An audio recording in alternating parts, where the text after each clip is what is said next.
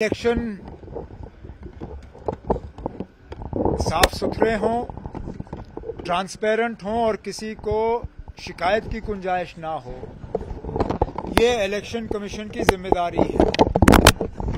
अगर एसआईआर को लेके खदशात हैं तो इलेक्शन कमीशन को तमाम पॉलिटिकल पार्टीज को बुला के उन्हें समझाना चाहिए कि ये एसआईआर है क्या चीज और इसमें खतरा नहीं है।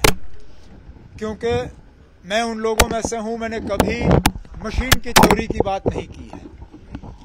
मैं आज भी नहीं मानता हूं कि मशीन के जरिए इलेक्शन में चोरी की जा सकती है, लेकिन जरूर कहीं ना कहीं इलेक्शन को मैनिपुलेट किया जा सकता है।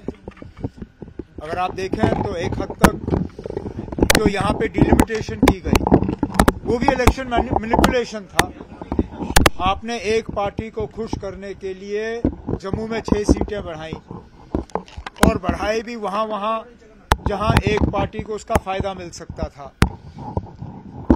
शायद इसलिए एसआईआर को लेके भी हमारे कुछ खदशात हैं। बेहतर यही होगा कि इलेक्शन कमीशन वाले जो हैं हम सबको बुलाएं और हमें समझाएं कि ये एसआईआर है क्या चीज और इससे घबराने की जरूरत नहीं है।